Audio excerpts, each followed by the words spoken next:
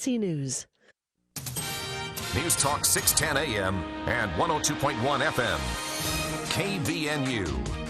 KVNU News Time is 4:05. I'm Bill Walter with this news update brought to you by Mount Logan Laundry.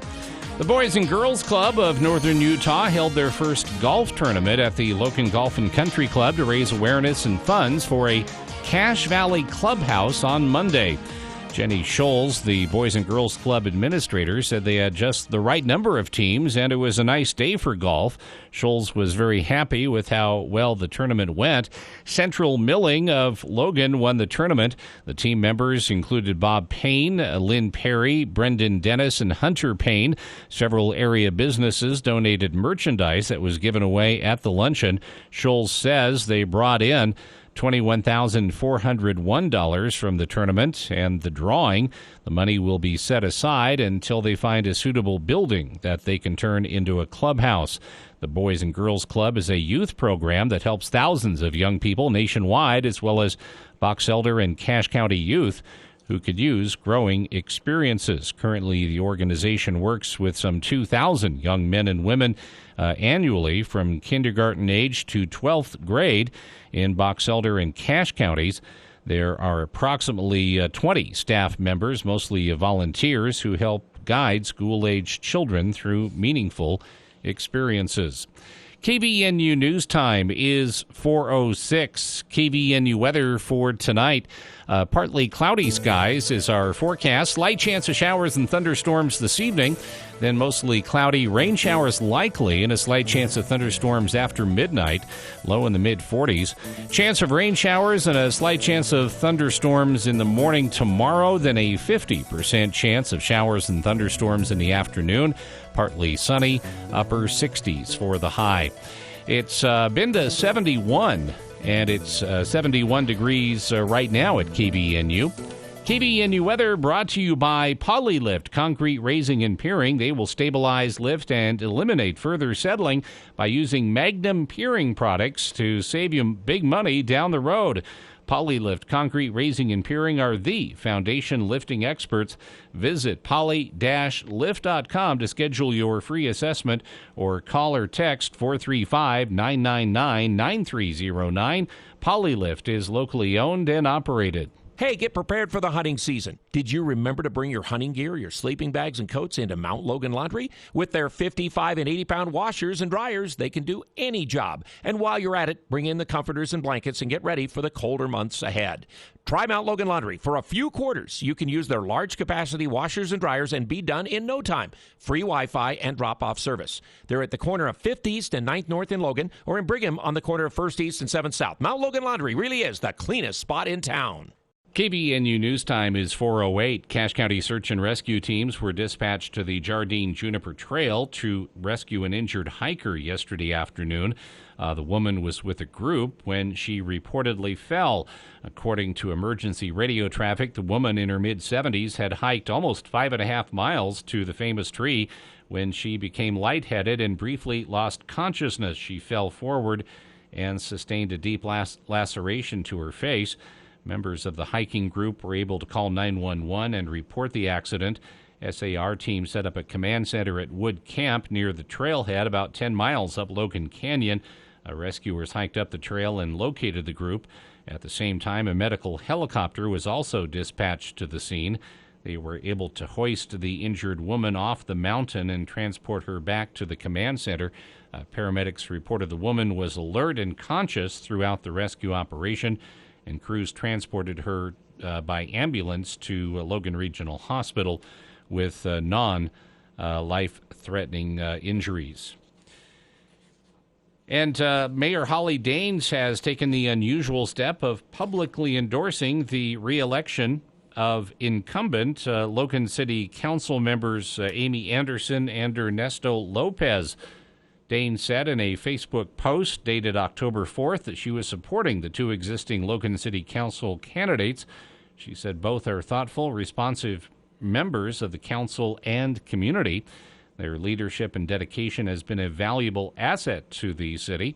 The mayor, who is also running for re-election, simultaneously announced that she is hosting an informal meet and greet for those candidates at her home in the Cliffside neighborhood from 7 to 8 p.m. on Thursday evening. Cache County Clerk Jess Bradfield, who's a former member of the Logan City Council, expressed surprise at the mayor's announcement. The county clerk explained that incumbent mayors had previously maintained neutrality in city council campaigns in order to avoid the possibility of strained relationships with successful challengers for at-large seats on the municipal council. But Daines said that she has enjoyed working with Anderson and Lopez on the city council and invited residents to meet those candidates and understand their positions on a variety of issues. Anderson and Lopez are running against council candidate Keegan Garrity for one of two at-large seats on the municipal council. Garrity is a community activist whose public service experience includes co-chairing the Woodruff Council and representing that neighborhood on the city's ad hoc voter district subcommittee. We'll hear from all the parties involved the next couple of hours from 5 to 7 this evening. Meet the Candidates Night, moderated by KVNU's Jason Williams for the People between 5 and 7 this evening. News time 4:11. For more details on these and other stories, visit CacheValleyDaily.com. The local news source. News Talk KVNU 610 AM and 102.1 FM. Hi, this is Drew Allen with Allen Mortuaries. Over the years, thousands of families have planned ahead with Allen Mortuaries. Planning ahead helps you make informed and thoughtful decisions. It also spares your family the stress of making these decisions under the pressure of time and strong emotions. Allen Mortuaries' secure pre-need trust plan can save you nearly 40% versus other plans. Keep it simple, safe, and secure. Go with the proven choice, Allen Mortuaries. Voted best funeral home in Cache Valley in northern Utah. Allen Mortuaries. Then, now, always. Oh, little piggy! Let me in or I'll blow this building down! Nice try, Wolfie, but this here building's made from steel. All right then, here goes! Gosh, that didn't work. A building from Northern Steel Buildings will keep out the big bad wolf, and they don't break the piggy bank. Visit northernsteelbuildings.com to see their quality work or call 435-677-7300. Northern Steel Buildings. Value from concept to construction. Election fraud, biological weapons poisoning, loss of religious liberty. With everything going on in the country, isn't it about time somebody did something? It's time for We the People to act. Join other true conservatives and world-renowned speakers at the We Can Act Liberty Conference in Salt Lake City, sponsored by Lime Justice. Join General Flynn, Katie Hopkins, Senator Borelli, and more at the We Can Act Liberty Conference on October 22nd and 3rd at the Salt Palace. Get your tickets at wecanact.net or text WECAN to 53445. This message paid for by Lime Justice. For the People. We are waiting with bated breath for news from the Cache Republican Party meeting an executive committee tonight. With Jason Williams. And I'm really excited about this next segment. We have two guests here in studio. We're going to talk about something that we've talked about many times here on the show, but from a bit of a different angle. Weekday afternoons from 4 till 6 on News Talk KVNU, 610 AM and 102 FM.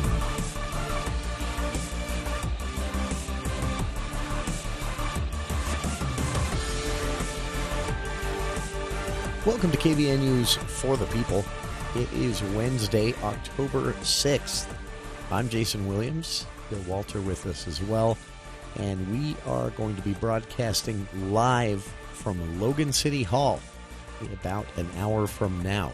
It's a bonus hour of For the People, if you want to look at it that way. Basically 3 hours of programming here tonight, starting now and going until 7 p.m. with hour one of our show happening in its traditional format. We'll talk about some of the biggest headlines and events coming to the Valley this week. Also, shifting gears. At 5 o'clock, we'll take things live to Logan City Hall and kick things off with three candidates for City Council, two incumbents and one challenger, Amy Anderson and Ernesto Lopez. The incumbents, challenger Keegan Garrity, will be there as well. And we've got questions from our listeners. Some will be submitted by the audience, I assume, there as well. And I've got some prepared myself for the candidates tonight, starting at 5 o'clock. 5 to 6 p.m., the city council candidates. Then 6 p.m., we'll shift gears, trade seats, do some swapping around, and put the mayoral candidates in the spotlight. 6 to 7 p.m., tonight here on our airwaves. You can hear Logan City incumbent Mayor Holly Daines and challenger Dee Jones discussing the issues. This isn't a debate. This is a forum, but we will give them a chance to interact and even respond to each other for various questions if it need be. But the goal, again, is to get every question we can asked. We've had some great questions sent in from our listeners. There's no shortage of topics, of course, that are facing Logan City right now, whether it be for the council candidates or the mayoral candidates. So going to be an exciting night. Appreciate the invitation to moderate this event tonight. So I will hope that all of our listeners tune in. You can also watch online. By the way, the city will be live streaming this on the City Council YouTube channel. On YouTube, simply search for City of Logan Council, and you'll find that channel. And that broadcast will be the entire event, 5 to 7 p.m. But again, if you're listening now, just stay tuned. We'll keep it going into the 7 o'clock hour tonight with a candidate forum at Logan City Hall, kicking off at 5 o'clock and going till 7 p.m. with the first hour for council candidates and second hour for mayoral candidates. Another event here in the Valley that listeners might take an interest in and want to make some time for, though, be honest with you, the timing for this scheduled event is awful. It is an event happening this Thursday at Hiram City's Civic Center, hosted by the Utah League of Cities and Towns and the Utah Commission on Criminal and Juvenile Justice. The two are teaming up to basically tour the state in a, 8-stop tour that will begin this Thursday in Hiram on Justice Reinvestment Initiative, JRI as it's called. This was passed several years ago by the legislature, and to be totally fair to critics of this, it was never finished. Some holes were left. Some funding that was supposed to come through Medicaid expansion ended up not coming through because the legislature dragged their feet on that until voters took it into their own hands via the ballot initiative process and expanded Medicaid here in Utah. Now that money is coming in, but it's a good 4 years late at this point.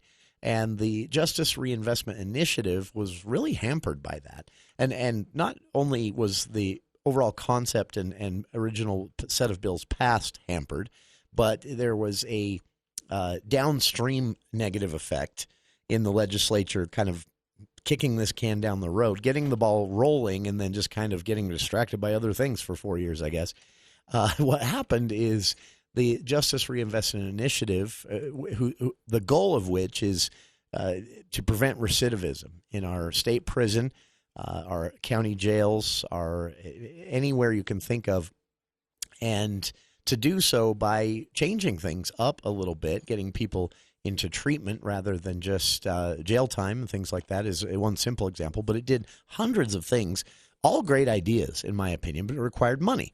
And again, that money was delayed, or in some cases has still not come. And so what happened is you had county jails, for example, usually run and operated and overseen by the sheriff's department in many areas in the state that were dealing with some problems where their burden was now heavier, but there was not additional funding to meet that need. So it's been a controversial thing, and the legislature has pulled some weird gimmicky tricks over the years to keep it afloat. The last thing I think we should do is undo what we've done so far. I think we should finish it. That would be the smartest thing to do. But that's going to be up for debate during the legislative session coming up in January. So the Utah League of Cities and Towns is touring the state on what they're calling a listening tour, hoping to get feedback. Now, obviously, this is going to be something attended probably by city and county council members, representatives of sheriff's departments. All of those will be on hand, but they're hoping the public shows up to join the conversation and bring some ideas and experience to the table as well. So this all kicks off this Thursday at the Hiram City Civic Center, which is right there on Main Street in Hiram, the old city office building, basically, at the Civic Center there, 1 to 4 p.m. Yeah, I know, horrible time, but 1 to 4 p.m. this Thursday, this listening tour kicks off, and then it wraps up 8 spots later in Bountiful after making its way down south and then back up the Wasatch Front. We'll wrap up in Bountiful in sometime in, I believe, the mid-October area. So this listening tour kicks off this Thursday, 1 to 4 p.m. at the Hiram City Civic Center. The Utah League of Cities and Towns and the Utah Commission on Criminal and Juvenile Justice teaming up to present a listening tour, hoping to get your ideas, give everybody a chance to talk about the future of criminal justice in Utah. I've linked to the event page on our Facebook page, and we'll be back. Talk about why you should be concerned, paying attention to, and, of course, voting in the upcoming municipal race. Some research from BYU that will scare you right after this. Do the news headlines or those strangely vacant grocery store shelves give you that quiet sense that it's time to prepare? But some emergency food storage can be so costly, and you wonder, will my family actually eat this? Or will it still taste fresh when we need it? At Wheatland Seed, we provide families real food, properly packaged, so you can use it every day or store it for up to 25 years. Foods that are affordable, nutritious, and taste great, like wheat, rice, oats, sugar, and beans. Come check out the great sale going on now, like premium baking wheat, 25 pounds for just $19. Order online for local pickup or for home delivery at wheatlandseed.com. That's wheatlandseed.com. Building a signature landscape requires design and expertise. Canyon Landscaping offers both. They've been creating, building, and maintaining landscapes for over 20 years. With a combined 100 years of management experience, their in-house landscape architecture team designs and manages each job with experienced installers who ensure a signature project. Are you ready for the yard you've always wanted? Don't wait. 752-3838 or go to canyonlandscaping.com. Canyon Landscaping. Look for the leaf. A Johnny O Spud Nut makes a good moment even better. Taking a break from work? It's 28% better with a Johnny O Spud Nut. Taking the kids somewhere? That's 62% better with Johnny O Spud Nuts. Having a rough morning? 120% better with a Johnny O Spud Nut. Best enjoyed with a Jitters coffee or Reed's Dairy Gourmet Chocolate Milk. Johnny O Spud Nuts, one of life's simple pleasures. Pick up a dozen. They're made fresh every day. Johnny O Spud Nuts.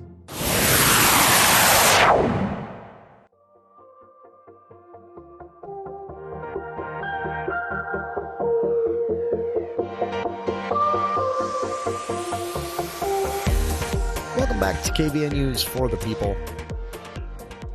In just about half an hour, we'll shift gears, broadcasting live here today from Logan City Hall. Candidate Forum begins at 5 p.m. this evening and goes until 7 p.m. We will be broadcasting the entire thing here on our airwaves, but you can also watch online via the city's City Council, specifically YouTube channel. Simply search on YouTube for Logan City Council and, I think it's City of Logan Council, and you'll find that YouTube channel. I've linked to it on our Facebook page as well, but again, it's easy enough. Just stay tuned. We'll be broadcasting the whole event live. We'll start things off in hour 1 of the Candidate Forum with a City Council candidate spotlight. This is a forum, not a debate, and so we will be taking questions from the audience. We will be taking questions from our listeners sent in advance, and I'll have some prepared of my own for the City Council candidates, 5 to 6 p.m., then 6 to 7 p.m., again, here on our airwaves, you can hear the mayoral candidates. For City Council in Logan, you have 2 incumbents.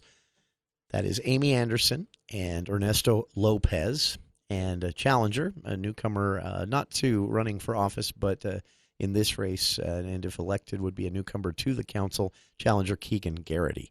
In hour 2 of this candidate forum, 6 to 7 p.m., what is hour 3 of our show today, you'll hear the mayoral candidates, incumbent Mayor Holly Daines and challenger Dee Jones.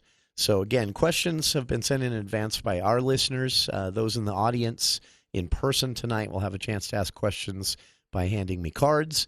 And, of course, still time to get your questions in. If you have a question for the candidates, shoot me an email, kvnuftp@gmail.com, and we'll do our best to get every question asked. I've got a couple of my own prepared. This is a time in Logan City. Well, I mean, this is a time in all of Cache Valley. Every city is facing some challenges when it comes to growth that we've already seen, and even more in the projected growth. Population expected to double in the next 20 years here in Cache Valley. That's going to take some planning, and the choices we make today are going to be really important 20 years from now. Make the wrong choice, pay for it 20 years from now. There are infrastructure concerns. There are transit and travel concerns, primarily housing concerns dominating most debates. Where is everyone going to live, and how will they live is a question as well, which the state is asking for all cities to come up with a plan for in the next few years. Well, I'll say it again. It's a time. So this is a really important election for Logan City. And oftentimes what happens in Logan City can be a bit of a central point for changes throughout the valley. So it's important that all Logan residents plug into this one. So, again, I hope if you're able to come down, 5 o'clock we'll be starting at Logan City Hall with the candidates. Again, broadcasting the entire event 5 to 7 p.m. here on our airwaves. So basically a 3-hour for the people today, if you want to look at it that way, with city council candidates going first, 5 to 6, and mayoral candidates second, 6 to 7 p.m. tonight at Logan City Hall. Appreciate the city's invitation to moderate this event. I'm excited to get to ask some questions and to present questions to the candidates from our listeners. But again, if you're able to come down, you can get your questions in there in person as well. So this is an off-year election, as it's referred to. Why do we do that? I really wish we wouldn't. There are a lot of different schools of thought on this.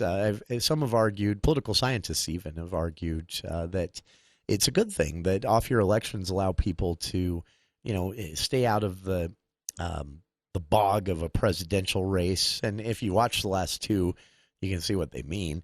Also, the congressional midterm election races increasingly have become nationalized. That's unfortunate. Considering that in those midterms you're voting for a representative for your congressional district, not even your entire state. And so, unfortunately, during those midterm years even, we see a growing trend of them being a lot like the presidential years. So that's one argument, is that having municipal races in a quote-unquote off year, an odd-numbered year, is a way to give people a chance to focus only on those races. Unfortunately, what research on the political science level shows again and again is that the end result is about 30% fewer voters actually weigh in. And I've argued many times on this show that these are the elections that really matter. What a city council member, what a mayor, what even a county council can do to more directly impact your day-to-day life is, I mean, the president is a powerful person, right? So is a member of Congress. A president can start a war. They can set economic policy. They have control over a lot of agenda items that can affect, our monetary system. It's an important thing. I don't mean to say it isn't. Obviously it is. And same with members of Congress. They make important decisions. But when it comes to your day-to-day life, city councils can determine what is a dog park and what isn't. They can, in many cases, put stop signs in places. They can allocate city budgets to create roundabouts or reroute roads. These are the types of things that more directly impact your life. They set policy when it comes to what pets you can have and how many. They even can set policy that affects HOAs and what your house can look like in some cities, not here in Utah, but some cities throughout the nation. So these races, these odd year municipal races, to me, are really the ones that we should see the highest turnout in. I'd much rather see, if we're going to see a race, I obviously would like to see low turnout in no races, but if we had to choose which election year is going to see, on average, 30% fewer voters than the others, I would honestly prefer it be the presidential year. And, of course, I'm saying that here in Utah, where we always know where those electoral votes are going to go. The presidential race is really not a question here in a red state, and same for those living in blue states. But even if I was in a purple state like Colorado or Montana, I would still prefer that people are more plugged in to the odd year municipal races. BYU did some research on this, and it's fascinating. It was published just this year in June of 2021 in the American Political Science Review, and this BYU research study found that local governments formed in, quote, off-cycle years, odd years, like 2021, the election we're about to undergo about a month from now, those elected, the elected officials who make up those governments tend to be less responsive to the public majority and more responsive to organized special interests. Now, how they did this research is pretty complicated, but it has been peer-reviewed at this point, and it is credible research. But you can read about how they broke this down. How do you determine whether an elected official is more responsive to special interest groups versus public majority? It takes a lot, looking at public opinion polling, looking at different votes, looking at votes where there's a clear public preference and then a different outcome in the vote because of special interest groups that had a bigger megaphone or more moneyed megaphone. One example they give in the research, developers who want either, this can be a developer seeking more high-density housing or a developer seeking a large, sprawling commercial development that's going to mean fewer green spaces, or a developer that is looking for more traditional suburban sprawl-type subdivisions with roundabouts and cul-de-sacs. And they use that as an example. They say you can see again and again that if a developer is involved in a conversation, more often than not, municipal governments are inclined here in Utah, and they use other states like Arizona, Michigan, and Maryland, who also have odd-year municipal elections. And they found that developers win when there is a situation where a developer is running afoul of public preference for a neighborhood or a district within a city, things like that. BYU political science professor Adam Dines, who is a co-author of this paper, which you can download via the link on our Facebook page if you'd like to read the whole thing, he said when turnout for local elections is lower, that basically opens the opportunities for groups that have money, that have the ability to wine and dine, not literally, but figuratively, as special interests. They get organized. They have the money to organize. They pay people to organize for them. And the public, on the other hand, is just basically sitting at home unaware all this is happening because it's not a presidential election year. In the research, they say that of the 25,000 municipalities in the United States, about 75% hold their elections off-cycle in odd years, including many large cities like Chicago. And they say when local residents don't vote, and in off-cycle elections, it's common for, again, about 30% fewer voters than even a congressional midterm to show up to vote. They basically turn the power over to those special interests that have the money to pay a full-time lobbyist. Who they also provide some examples where literally a public hearing occurred and only lobbyists for developers showed up. That is amazing to think about, but also you can understand. The research examines expenditures on public employee salaries as well as an example.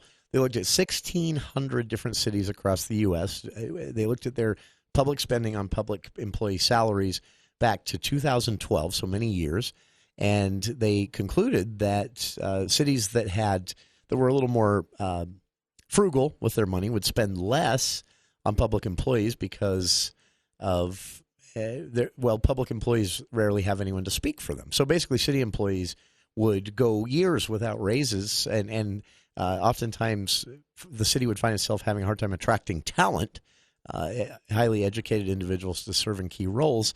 And so then they'd realize, wow, it's been 10 years since we, it gave this public employees a wage.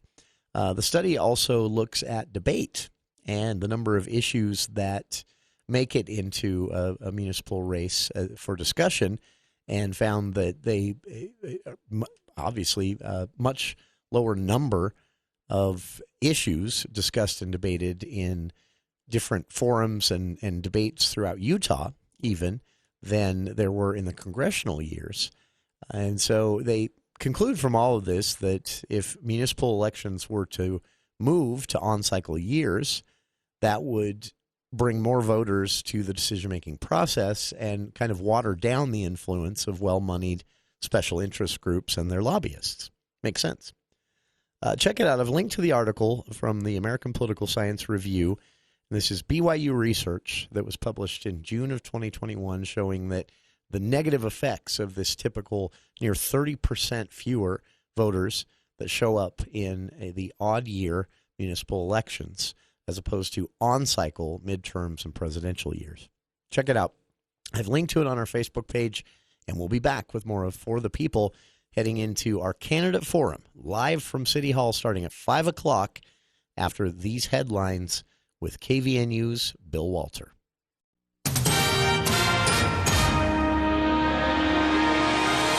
Thank you, Jason. KVNU News brought to you by Cache Valley Pharmacy. The Navajo Nation on Tuesday reported 22 more COVID-19 cases, but no additional deaths for the sixth consecutive day. The latest numbers pushed the tribe's totals to 34,194 confirmed cases from the virus since the pandemic began more than a year ago. The known death toll remains at 1,447. The tribe's reservation is the country's largest at 27,000 square miles. It covers parts of Utah, Arizona, and New Mexico. Navajo officials still are urging people to get vaccinated, wear masks while in public, and minimize their travel. Idaho's governor has issued an executive order repealing his political rival's executive order from the previous day involving COVID-19 vaccine passports and mandatory testing. Governor Brad Little issued the order Wednesday while still in Texas, a move that challenges the state's longstanding practice of making the lieutenant governor acting governor when the governor is out of state. Far-right Republican Lieutenant Governor Janice McGeachin, who is running for governor, issued her order Tuesday and also sought to activate the Idaho National Guard and send soldiers to the U.S.-Mexico border. Little's order appears to lay the legal groundwork to determine who is in charge when the governor leaves the state. And former independent presidential candidate Evan McMullin is launching a campaign to challenge Republican Senator Mike Lee in Utah. McMullin is a former CIA agent and congressional aide. He announced his third-party candidacy on Tuesday in the state where he made inroads with voters uncomfortable with then-candidate Donald Trump in 2016. KVNU weather brought to you by Maple Creek Ranch, offering a relaxing way of life near beautiful canyons that converge on the ranch for afternoon day hikes and horseback rides in the Cache National Forest. They are continuing to offer 2.5-acre lots, so schedule your appointment today at maplecreekranch.net. Cache Valley weather, slight chance of a shower or thunderstorm this evening, then mostly cloudy, rain showers likely, and a slight chance of thunderstorms after midnight, low in the mid-40s. Then a 50% chance of showers on Thursday, high temperature in the upper 60s. For more details on these and other stories, visit CacheValleyDaily.com. We'll check Wall Street with Edward Jones next. This is Phil from Cache Valley Pharmacy. Don't let anyone tell you where you have to go to get your prescriptions. At Cache Valley Pharmacy, we would love to earn your business.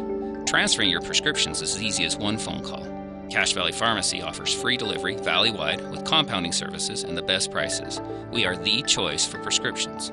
Locally owned for 19 years, and we will be here for years to come. Visit CacheValleyPharmacy.com. Cache Valley Pharmacy, your new pharmacy. Charles is dying from COVID-19, not because he has the disease, but because he has to travel 95 miles in an ambulance to the nearest open ICU bed. Yes, his local ICU was just minutes away, but it's full of COVID patients, nearly all of whom haven't been vaccinated. So, if you think you're not hurting anyone by skipping the vaccine, think again. Please, get vaccinated. Find a location at coronavirus.utah.gov. This is James Stevens with White Pine Funeral Services. We often hear people say, "I wish I could use White Pine, but I've already paid for arrangements elsewhere." Know that if you've already pre-planned with a different funeral home, you can still call White Pine. If you are being told you'll lose up to 25% of your money, White Pine will provide a discount equal to any fee for switching. If you have any questions, please stop by for a visit or give us a call. We would love to meet you and explain in more detail. White Pine Funeral Services, here when you need us most. The Alzheimer's Association and the Ad Council present the story of Tom and Levi. Tom is the smartest man I know. He's been a professor at 2 major universities, been a teacher for over 40 years. One day, he told me that he was having problems in his classes. I think one of the students had asked the question and he didn't remember the answer. And I also noticed that he was letting his class out earlier than they were supposed to let out. And he was telling them that he was doing it as a favor to them, but I think in reality, he just wanted to get out of there. I was really starting to worry because I saw something was wrong. Levi and I talked about how it would change our lives, but he was there beside me, and my love for him was just immense. When something feels different, it could be Alzheimer's. Now is the time to talk. Visit alz.org/ourstories to learn more. A message from the Alzheimer's Association and the Ad Council. We are there in your community. Small business owners, mechanics, police officers, homemakers. And we are there serving our nation in the Air Force Reserve. When medical emergencies arise, we meet the challenge. In cybersecurity, protecting and defending in cyberspace. When natural disasters happen, we are there in space. As a strong part of the nation's defense, we are there in the community and we are there for our nation. We share a vision to make a difference, united and focused, taking pride in being there in service of our country.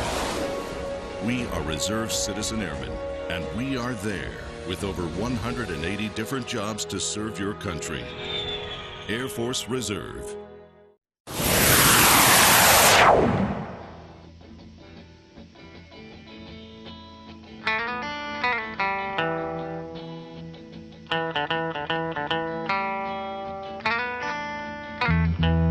Welcome back to KVNU's For the People.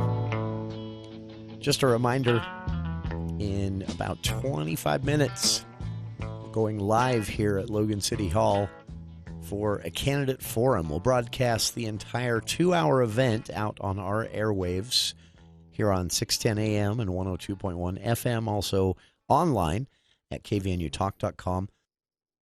We will also make this available via our podcast, which you can find simply searching for KVNU's For the People on the Podcastics service, or your podcast app of choice should bring it up as well.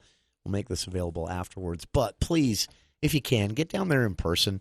I would love to be able to take some questions live from the audience tonight. We've got some great questions that have been sent in from our listeners. And I've got a few in mind as well. And the way the format will work again tonight, as we go live at 5 o'clock, City Council candidates first, 2 incumbents, Amy Anderson and Ernesto Lopez, and challenger Keegan Garrity will discuss, well, whatever we throw at them for the first hour, 5 to 6 p.m. Second hour of the candidate forum tonight, mayoral candidates, incumbent mayor of Logan City, Holly Daines, and challenger D. Jones. Squaring off. Well, I hate to say squaring off. It makes it sound like it's going to be a fight. This isn't a debate. It's a forum. But we will give them a chance for back and forth should the need arise on any particular question. And again, all of these questions have been either submitted by you in advance, our listeners, provided by the audience tonight live as the event plays out via cards we'll have on hand, or dreamt up in my own head. So it's going to be a lively night, and there's, again, no shortage of issues to discuss with these candidates. In fact, the entire 2-hour event, we won't get to every issue that could possibly be relevant to discuss with candidates for council and mayoral office. And, of course, Logan City, only one of a handful of cities hosting elections this year for council, mayor, and more. So we'll keep the candidate spotlights going on the show after this evening's event as well. But please come down 5 to 7 p.m. at Logan City Hall, a candidate forum open to everyone.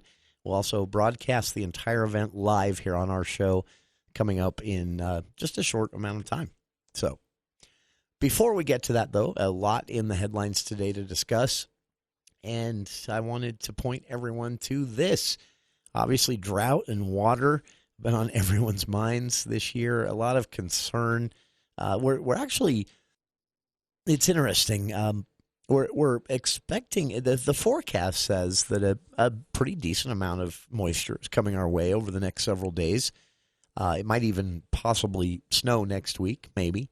Not the kind you need to break the shovels and snow blowers out for, I predict, but you might see some, maybe a skiff on the ground even. Temperatures early next week supposed to get down into the 20s overnight, and that's always good for snow if it happens to be, coming down in any form. So we'll see, but it has been a drought year, and there's a lot of concern this will continue into next year. We haven't seen a lot of harsh restrictions over water here in Cache Valley. Everyone was asked to just slow the flow, keep our watering of lawns and things like that down to a couple times a week at most. Many of us, myself included, I noticed, I learned something this year about my yard. My yard actually stays pretty green and healthy. No loss of trees, shrubs, or any of the foliage I enjoy when I'm hiding out there with about once a week. Other than in July, I did have to step it up to twice a week.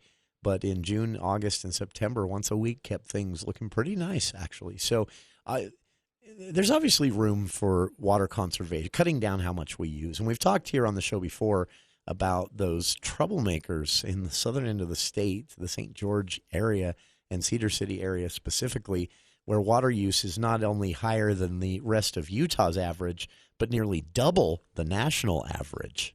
Yeah, nearly double in the most deserty part of the state. Ruining everything for everybody.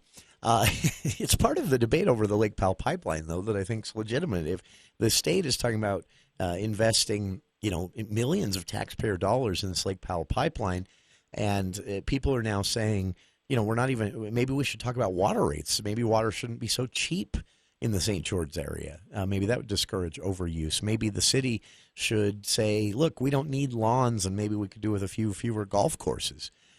Which that's never going to happen. A lot of money in golf courses, or a lot of economic ripple effect in having golf courses. I say part of the economy down there, but still, the point stands. I think that St. George area, Cedar City area, they haven't really exhausted their conservation options, and they're asking the rest of the state to pony up money for this pipeline, which will come from a river that is currently.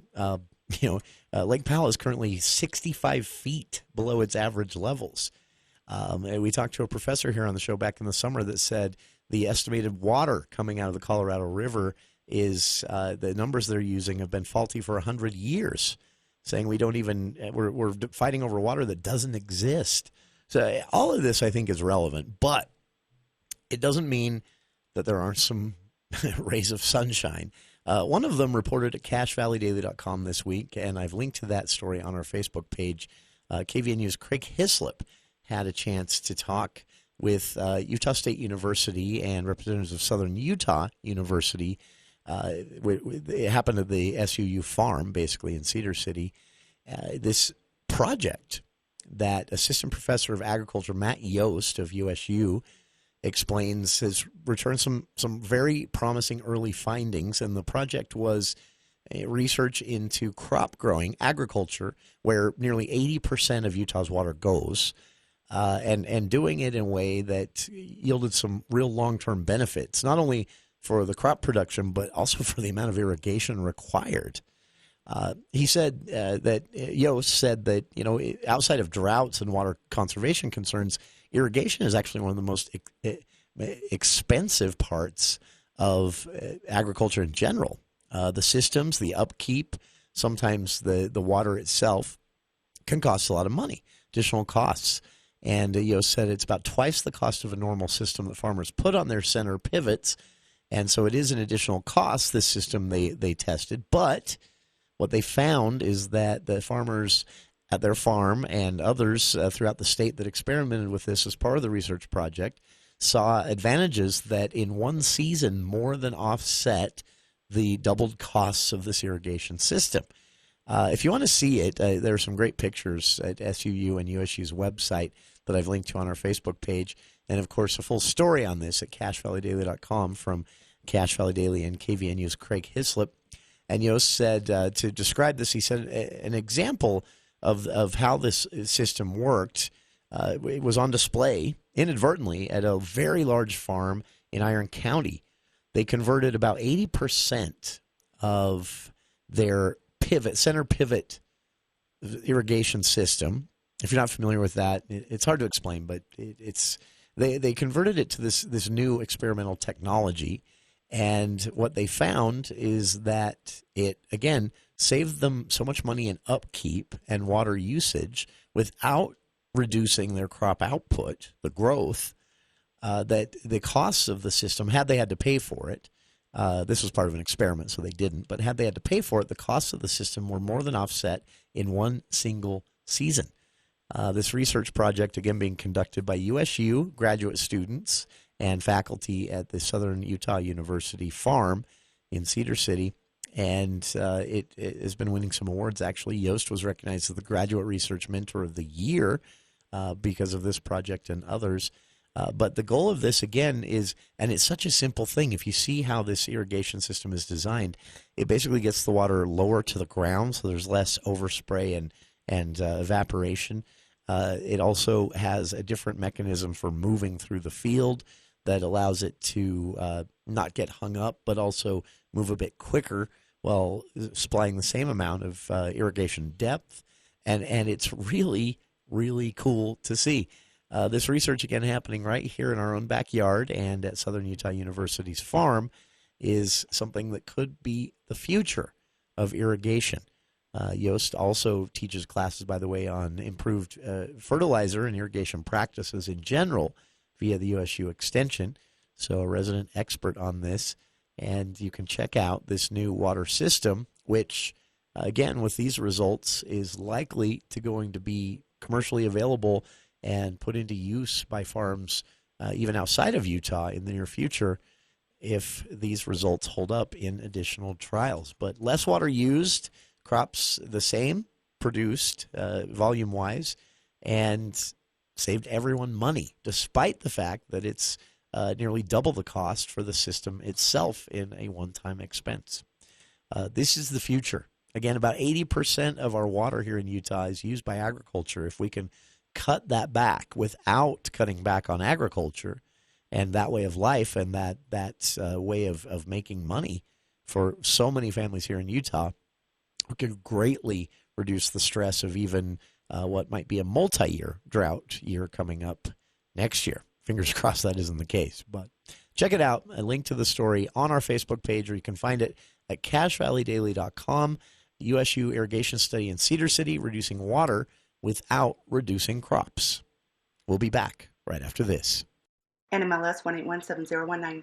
LendRight Mortgage declares freedom from high rates and closing costs with the introduction of our Freedom Loan. What is a Freedom Loan? 1, you pay 0 closing costs. 2, you get a rate that's the same or lower than the rate other lenders charge you thousands in points and fees to get. The choice is clear. Pay thousands more than you should with another lender, or get the same or lower rate and have the Freedom Loan cover 100% of your closing costs. Act now. Freedom Loan APRs are as low as 1.92% for 8 to 15-year terms and 2.67% for 16 to 30-year terms. Call 801-APPROVE or visit lendrightmortgage.com.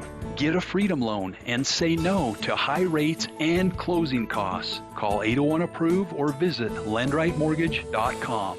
100 years. Al Sporting Goods is celebrating their 100-year anniversary. Buy a 32-ounce Hydro Flask and get a 32-ounce Al Special Edition for free. Stan Socks, buy one, get one at 50% off. Camelback Hog Hydration Packs, $39. Regular price $160. You save 75%. Save nearly 50% on a Camp Chef SE pellet grill, only $349. Al Sporting Goods 100-year anniversary celebration. Every sport, every season. Who do you turn to if you want to change out your wood or pellet stove? Advanced Fireplace and Stove was voted the gold medalist for Best of Northern Utah in the fireplace retrofit category. With the government's wood and pellet investment tax credit in place right now, they can help you navigate the paperwork on select models, up to a 26% tax credit. That covers everything to have a new wood or pellet unit installed. For more information, call Advanced Fireplace and Stove, 752-7272, online at advancedfireplaceandstove.com.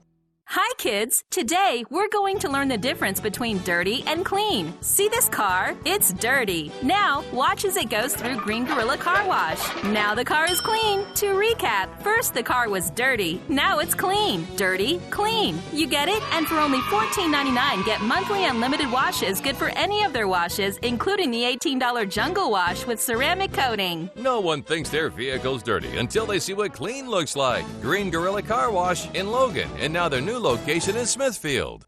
If you're near retirement or thinking about retiring, you probably have questions. How do you make your savings last? How much should you take out and when? You're ready for retirement, but are your finances? Your Edward Jones financial advisor can help you build a strategy to help your finances keep up with your needs over the long haul. You've done what it takes to get there. Now it's time to make the most of retirement. Visit edwardjones.com or stop by your local Edward Jones office. Edward Jones, member SIPC. Coming up on a Thursday edition of the Clay Travis and Buck Sexton Show, the debt ceiling showdown emerges as something that people in D.C. are talking about. But in the rest of the country, we've also got the border to look at, the crisis of illegal immigration getting worse. Also, the latest on COVID, L.A. has decided we're going to need vaccine mandates. What's the next city to drop? It's Clay Travis and Buck Sexton Show. Come hang with us on Thursday. 10 to 1 on News Talk KVNU, 102 FM and 610 AM.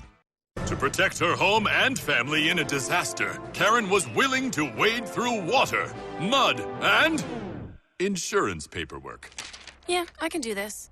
You go, Karen! By simply understanding and updating what her insurance covers and doesn't cover now, she'll be better prepared no matter when disaster strikes. Learn other simple ways to protect your home and family before a natural disaster at ready.gov. That's ready.gov. A message from FEMA and the Ad Council.